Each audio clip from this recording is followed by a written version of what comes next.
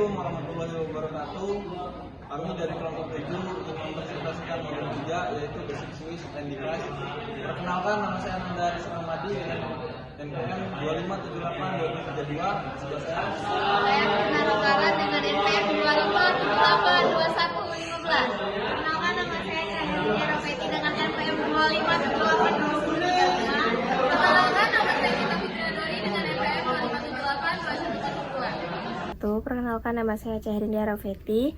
Hari ini saya akan menjelaskan yang ada di NetaCat Cisco untuk melakukan penjelasan materi pada Access Cisco iOS di 2.1.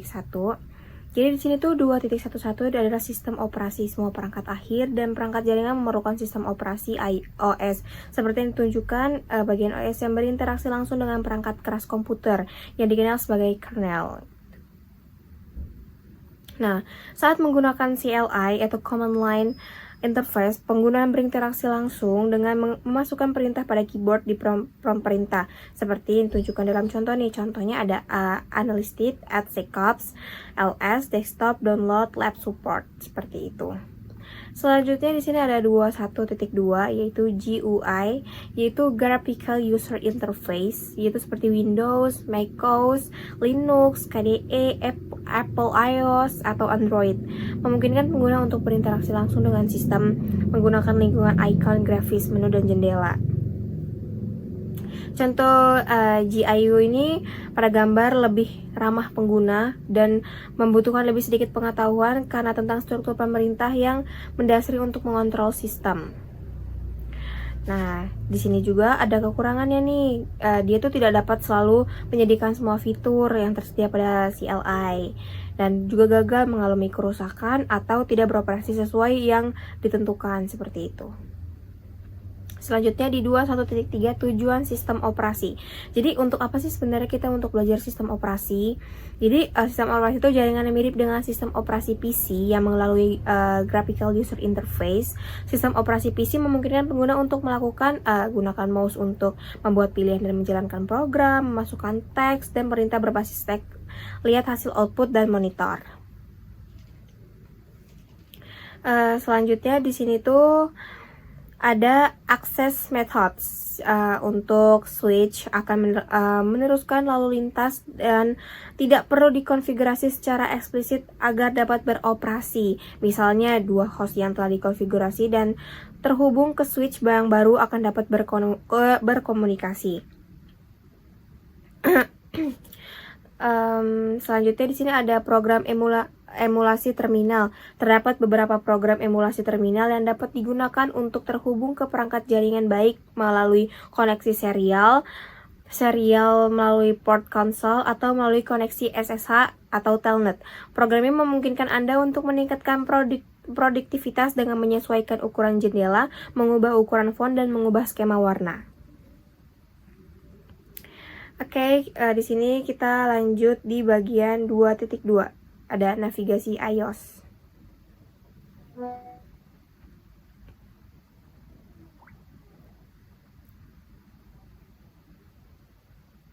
Sebentar.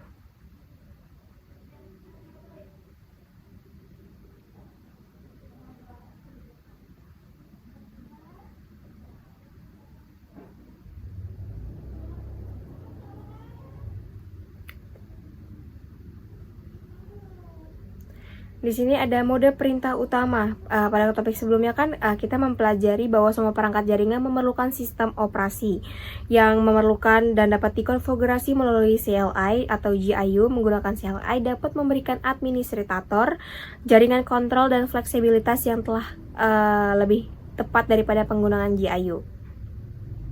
Di sini ada mode exec pengguna. Mode ini memiliki kemampuan terbatas tetapi berguna juga untuk operasi dasar. Metode ini hanya mengizinkan sejumlah perintah pemantauan dasar yang terbatas tetapi tidak mengizinkan eksekusi perintah apapun yang dapat mengubah konfigurasi perangkat. Mode exec penggunaan diidentifikasi oleh prompt CLI yang diakhiri dengan simbol seperti ini. Oke. Selanjutnya, di sini ada mode konfigurasi dan mode subkonfigurasi. Untuk mengkonfigurasi perangkat, pengguna harus memasuki ke konfigurasi global yang bisa disebut dengan konfigurasi global. Dari mode konfigurasi global, perubahan konfigurasi CLI dilakukan yang mengaruhi pengoperasian perangkat secara keseluruhan. Mode konfigurasi global diidentifikasi dengan prompt yang akhir dengan config pagar setelah nama perangkat seperti switch, config, pagar. Lanjut, di sini ada bernavigasi antar mode iOS. Jadi berbagai perintah digunakan untuk berpindah masuk dan keluar command prompt. Untuk berpindah dari mode exec pengguna ke mode exec istimewa, gunakan perintah enable, gunakan perintah disable privilege exec mode untuk kembali ke exec pengguna. Untuk masuk dan keluar dari mode konfigurasi global, gunakan perintah configure terminal privilege exit mode. Untuk kembali ke mode exec istimewa, masukkan perintah exit global config mode. Setelah itu terdapat banyak mode konfigurasi yang berbeda. Misalnya untuk masuk ke mode konfigurasi baris, menggunakan perintah baris diikuti dengan tipe dan nomor baris manajemen yang ingin Anda akses. Seperti switch config, line console 0, exit. Setelah itu ada catatan mengenai aktivitas pemeriksaan sintaks. Saat mempelajari cara memodifikasi konfigurasi perangkat, kita tuh memungkinkan untuk memulainya di lingkungan yang aman dan bukan lingkungan yang produksi sebelumnya mencoba pada peralatan sebenarnya. NetHackett menyediakan berbagai alat simulasi untuk membantu membangun masalah Anda. Karena ini adalah alat simulasi, biasanya alat ini tidak memiliki semua fungsi peralatan sebenarnya. Salah satu alat disebut adalah pemeriksaan sinteks checker. Di setiap pemeriksa sinteks, Anda diberikan serangkaian instruksi untuk memasukkan serangkaian perintah tertentu gitu. Di sini ada pemeriksa sintaksi navigasi antar mode iOS. Gunakan aksi perintah untuk menavigasi antar baris perintah iOS pada switch. Selanjutnya di sini saya membaca untuk di 2.3 karena akan membagi peran kepada teman-teman saya juga.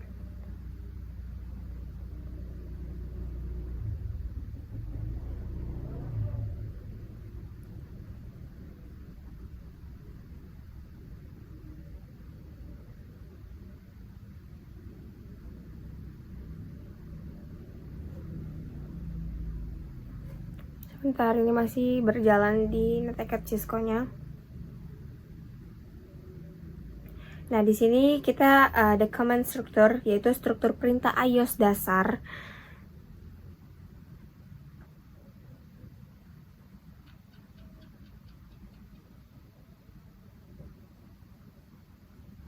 Bentar ya.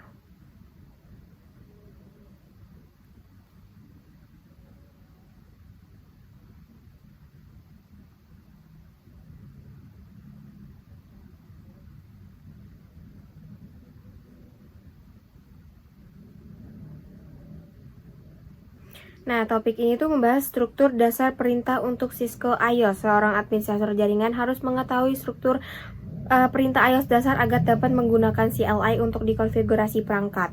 Perangkat Cisco mendukung banyak perintah. Setiap perintah iOS memiliki format atau sintaks tertentu. Sintaks umum untuk pindah suatu perintah itu untuk seperti ditunjukkan pada gambar. Jadi gambarnya itu isinya itu mengingatkan memerintah, ruang angkasa, kata kunci atau argumen. Selanjutnya, pemeriksaan sinteks seperti iOS, perintah iOS. Suatu perintah untuk memerlukan satu atau lebih argumen untuk menentukan kata kunci dan argumen yang diperlukan untuk suatu perintah.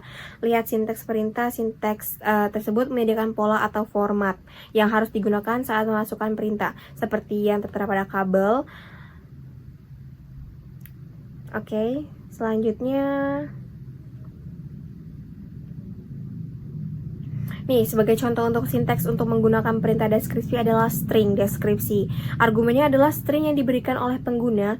Perintah deskripsi biasa digunakan untuk mengidentifikasi tujuan suatu antarmuka. Misalnya nih, memasukkan perintah deskripsi terhubung ke switch kantor pusat utama, menjelaskan di mana perangkat lain berada di ujung koneksi. Contohnya, menunjukkan konvensi yang digunakan untuk mendokumentasikan dan menggunakan perintah iOS. Jadi ada ping IP address, perintah adalah ping, argumen untuk ditentukan pengguna adalah alamat IP perangkat tujuan, misalnya ping 10.10.10.5. Selanjutnya di sini adalah fitur bantuan iOS, menyediakan dua bentuk bantuan, yaitu kontekstual dan pengecekan sinteks perintah. Bantuan kontekstual memungkinkan Anda untuk menemukan jawaban dan pertanyaan-pertanyaan dengan cepat.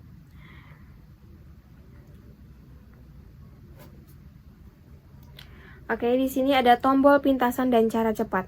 Itu menyediakan tombol pintasan dan pintasan yang mempermudah konfigurasi pemantauan dan pemecahan masalah. Perintah dan kata kunci dapat dipersingkat hingga jumlah karakter minimum yang mengidentifikasi pilihan unik. Misalnya kayak perintah konfigurasi yang dapat dipersingkat menjadi conf, karena konfigur adalah salah satu perintah yang diawali dengan conf. Versi yang lebih pendek lagi itu adalah con. Tidak akan berfungsi karena lebih dari satu perintah diawali dengan kan. Kata kunci juga dapat dipersingkat.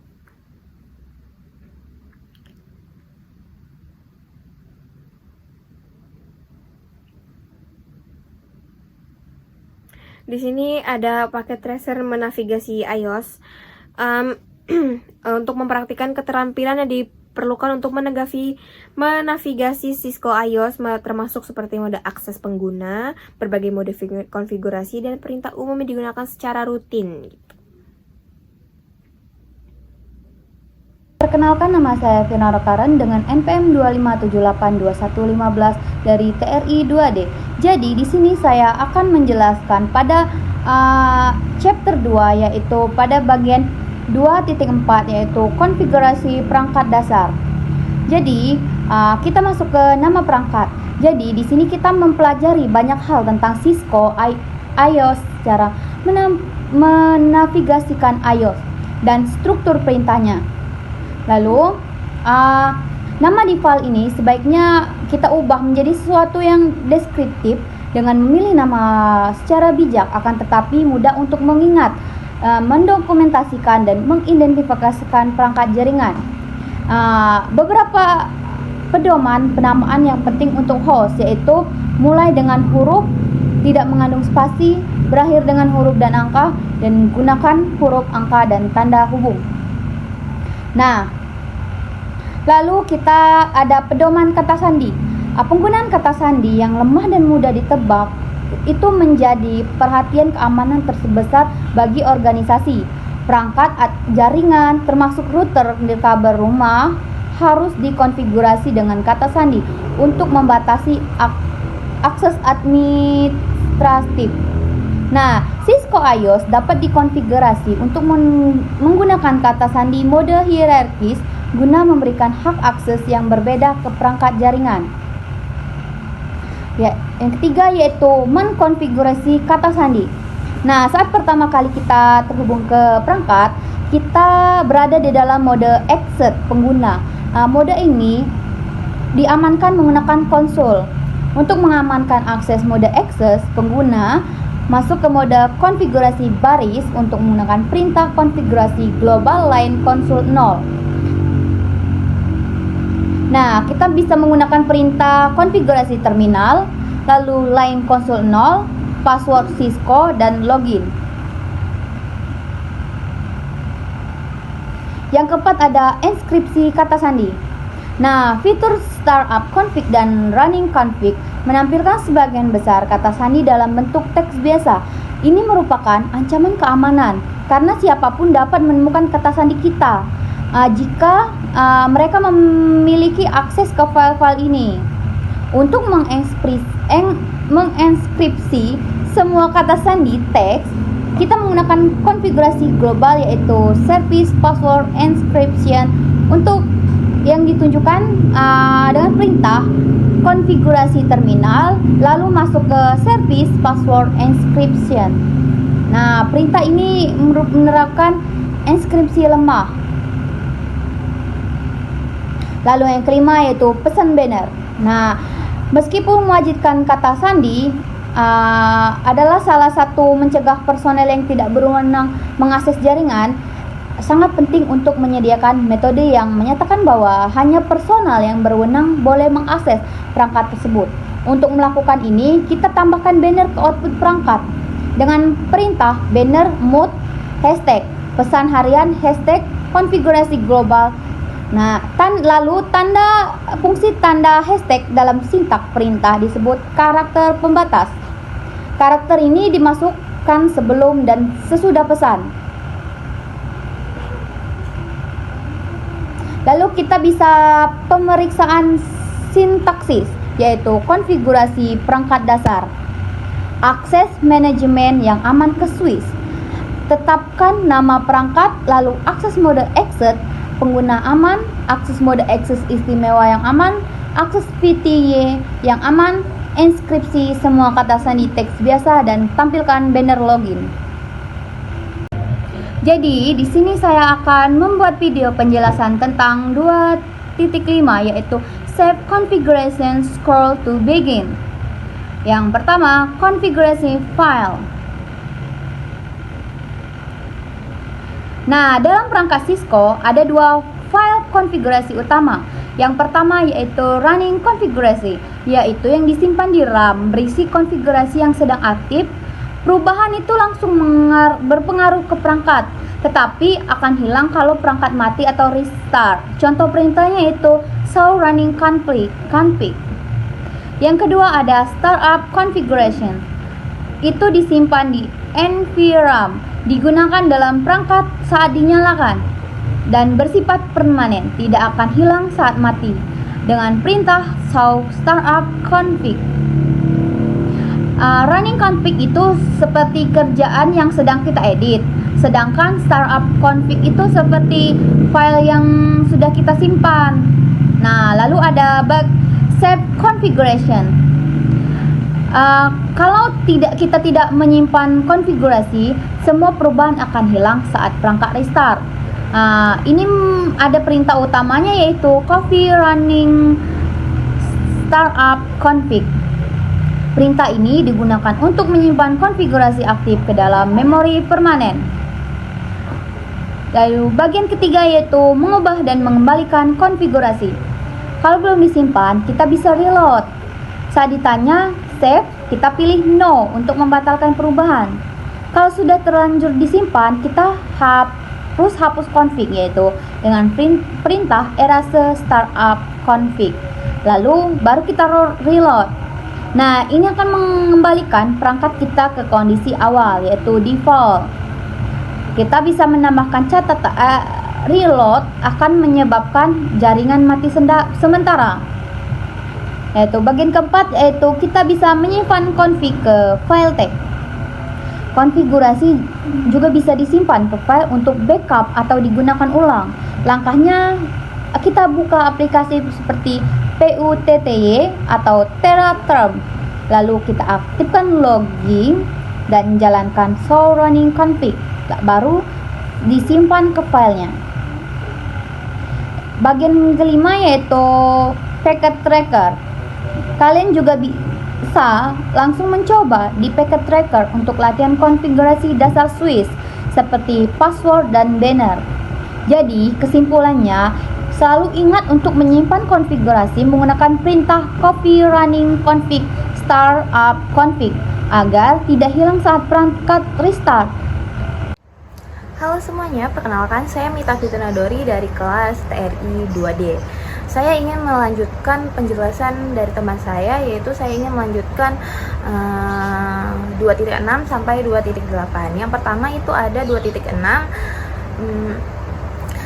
memahami port dan IP address. Nah, setelah kita berhasil melakukan konfigurasi dasar pada perangkat, nah, bagaimana cara perangkat-perangkat tersebut bisa saling mengenali dan saling berkomunikasi? Nah, di sini saya mempunyai dua kunci yang sudah saya pelajari, yaitu alamat address dan media penghubung port. Nah, mari kita bahas satu persatu. Yang pertama itu ada apa itu IP address? Nah, agar perangkat seperti komputer, printer, vault, atau bahkan kamera keamanan bisa saling berkirim data di internet, mereka membutuhkan IP address. Nah, anggap saja ini sebagai alamat rumah digital untuk setiap perangkat. Nah, di sini ada dua jenis IP yang sering digunakan. Yang pertama itu ada IVV4 menggunakan format dotted decimal, contohnya seperti angka dari 0 sampai 255. IVV4 juga membutuhkan subnext mask untuk membedakan mana bagian jaringan dan mana bagian perangkatnya. Nah, lalu ada IVV6, versi terbaru yang lebih panjang, mempunyai 28 bit dan ditulis dalam format heksadesimal yang dipisah oleh titik 2. IVV6 hadir karena IVV4 di dunia sudah mulai habis. Selanjutnya ada kabel dan nirkabel. Komunikasi data tidak akan terjadi tanpa adanya jalur fisik. Kita mengenal sebagai jenis media jaringan, diantaranya kabel tembaga atau chopper, seperti kabel twisted pair yang biasa kita lihat. Lalu ada fiber optik, menggunakan cahaya untuk kecepatan tinggi dan jarak jauh. Lalu ada wireless, koneksi tanpa kabel. Nah, pemilihan media ini bergantung pada 4 faktor. Jarak yang ditempuh, lingkungan instalasi, kecepatan data yang diinginkan, dan tentu saja biayanya. Lalu ada interface dan port pada switch. Nah, perangkat seperti switch layer 2 memiliki banyak port fisik untuk menghubungkan berbagai kabel. Namun ada satu yang unik, yaitu port fisik pada switch layer 2 biasanya tidak memiliki IP address sendiri. Lalu agar kita bisa mengelola switch tersebut dari jarak jauh, kita menggunakan yang namanya switch virtual interface. Nah, switch secara default, switch menggunakan interface VLAN 1 sebagai switch virtual interface. Jadi kita memberikan IP address ke interface virtual ini, bukan ke lubang port fisiknya, agar kita bisa masuk dan mengatur switch tersebut lewat jaringan. Oke? Nah, saya ingin melanjutkan 2.7, yaitu konfigurasi IP address pada end device dan switch. Nah, kalian bisa membayangkan bagaimana komputer bisa saling mengirim data, sama seperti kita membutuhkan nomor telepon untuk menghubungi teman kita. Perangkat di jaringan membutuhkan yang namanya IP address juga. Nah, kita akan belajar cara mengkonfigurasi alamat IP secara manual maupun otomatis pada PC, serta cara memberikan alamat IP pada switch agar kita mengelola dari jarak jauh. Nah, yang pertama ada konfigurasi IP manual versus otomatis DHCP. Cara manual statis bisa digunakan untuk perangkat yang alamat IP-nya tidak boleh berubah, seperti server. Caranya, kalian bisa masuk ke control panel, bisa pilih Network and Sharing Center, lalu klik Change Adapter Setting. Klik kanan adapter kalian, lalu pilih Properties. Nah, kalian bisa cari Internet Protocol version 4, TCP atau IPv4. Di sini kalian tinggal memasukkan alamat IP subnext mask dan default gateway secara manual. Jangan lupa isi DNS servernya agar kalian bisa mengakses website menggunakan nama domain seperti cisco.com. Nah, yang kedua, cara otomatis DHCP. Kalian bisa bayangkan jika ada ratusan komputer, pasti melelahkan jika harus input manual satu persatu. Itulah gunanya DHCP. Cukup pilih Obtain and IP address automatical. PC kalian akan berteriak mencari server DHCP di jaringan dan mendapatkan alamat IP secara instan tanpa resiko duplikasi atau salah ketik. Lalu ada verifikasi dengan command prompt. Setelah dikonfigurasi, bagaimana caranya mengecek? Nah, gampang banget. Kalian bisa buka command prompt atau CMD lalu ketik perintah sakti. Kalian bisa ketik perintah ipconfig, tekan enter, dan boom, kalian bisa melihat IP address IPv4 address, subnext mask, gateway, yang sedang digunakan perangkat saat ini.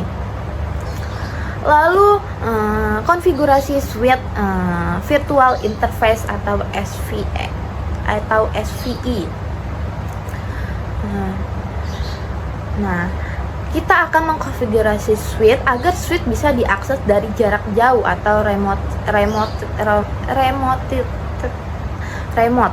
Kita perlu memberikan IP pada interface virtual yang disebut VLAN 1.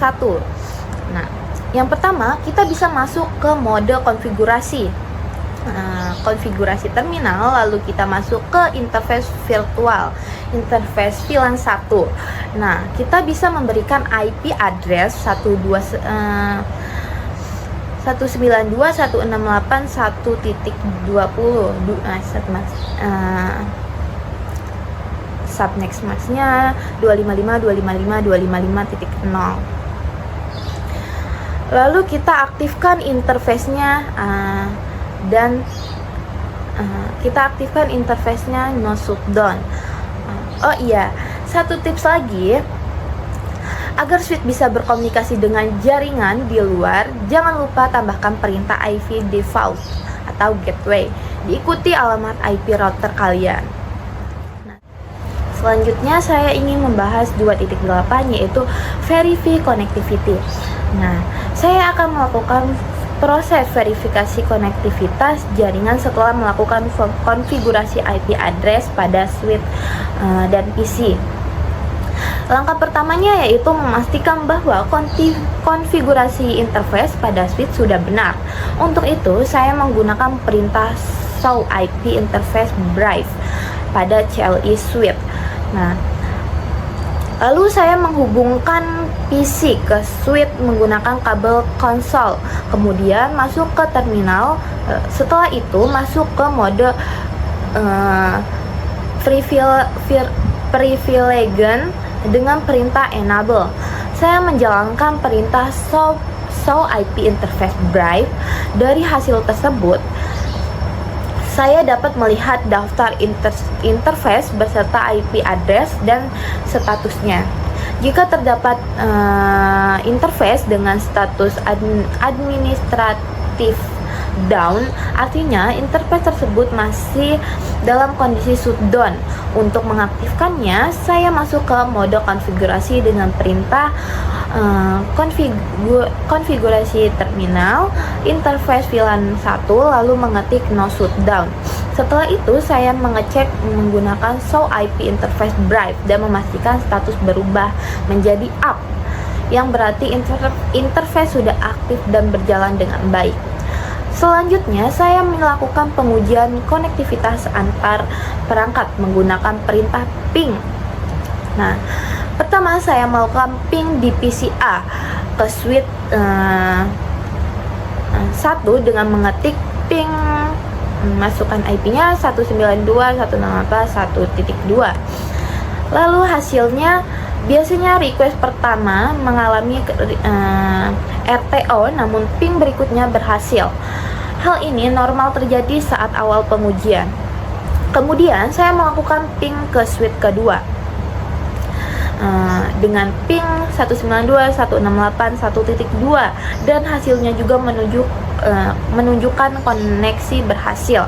Setelah itu saya menguji koneksi antar PC, yaitu PC A ke PC B, melakukan ping 192.168.1.11. Semua request mendapatkan reply berhasil karena koneksi antara PC berjalan dengan baik. Terakhir, saya melakukan pengujian dari arah sebaliknya, yaitu PC B ke PC A dengan melakukan ping 192.168.1.10. Hasilnya juga berhasil. Pengujian dua arah ini penting untuk memastikan tidak ada masalah seperti firewall yang menghambat komunikasi. Nah, kesimpulannya dari hasil pengujian ini, interface pada suite sudah aktif, lalu ada IP address sudah terkonfigurasi dengan benar, lalu semua perangkat dapat saling terhubung dengan baik menggunakan ping. Kenalkan, nama saya Nanda Haris Ramadi dengan NPM 2578232. Di sini saya akan menjelaskan bagian saya, yaitu pada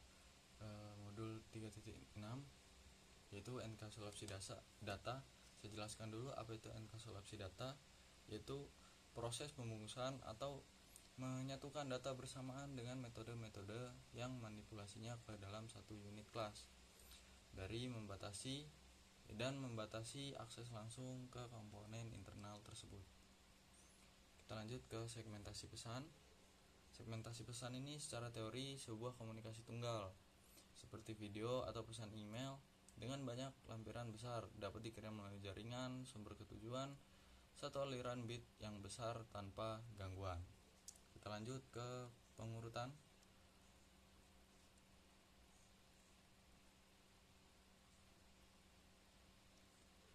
Nah, tantangan dalam menggunakan segmentasi multispecking untuk mengirimkan pesan melalui jaringan adalah tingkat kompleksitas yang ditambahkan ke dalam sebuah proses tersebut. Contoh ya, kita mau mengirim 100 surat 100 halaman, tetapi setiap amplop hanya memuat 1 halaman. Oleh karena itu dibutuhkan 100 amplop dan setiap amplop perlu dialamatkan secara individual. Kita lanjut ke unit data protokol. Yaitu unit data protokol adalah bentuk data yang terdapat pada setiap lapisan disebut unit data protokol selama enkapsulasi. Setiap lapisan berikut akan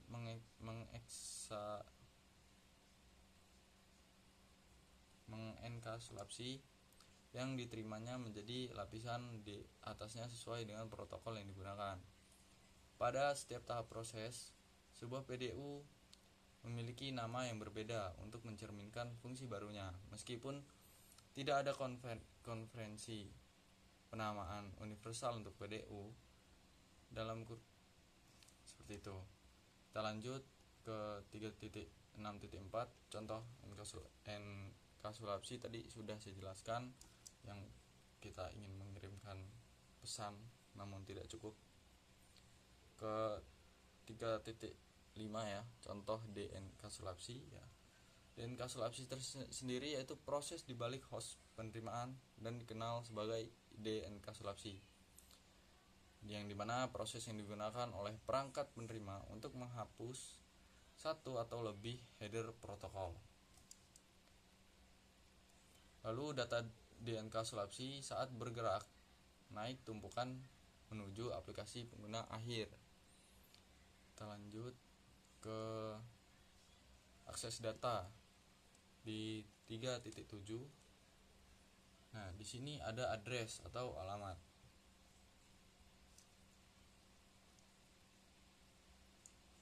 Nah, alamat ini memiliki tujuan yang berbeda ya, tergantung si pengirim mau ngirim kemana. Kita lanjut ke 3.7.2. Alamat logis lapisan, yaitu alamat lapisan jaringan atau lapisan 3 yang digunakan untuk mengirimkan paket IP dari sumber asli ke tujuan akhir. Nah, paket IP tersebut berisi 2 alamat IP. Yang pertama alamat IP sumber dan alamat IP tujuan. Kita lanjut.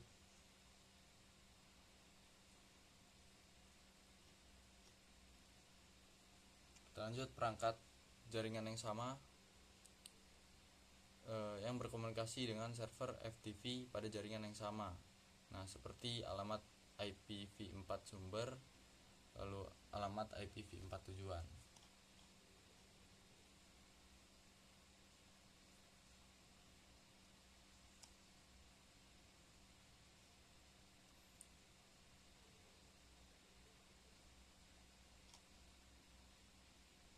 Kita lanjut ke 3.7.5, perangkat pada jaringan jarak jauh.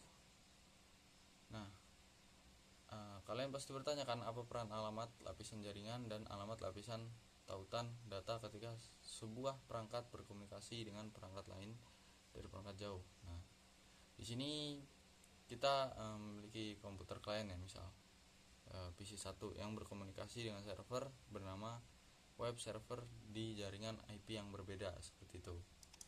Kita lanjut ke 3.7.6. peran alamat lapisan. Ketika pengirim paket berada di jaringan yang berbeda dengan penerima, alamat IP sumber dan tujuan akan mewakili host di jaringan yang berbeda, karena hal ini akan ditunjukkan oleh bagian jaringan dari alamat IP host tujuan. Kita lanjut. Di sini 3.7.7 yaitu peran alamat lapisan tautan data berbagi jaringan IP.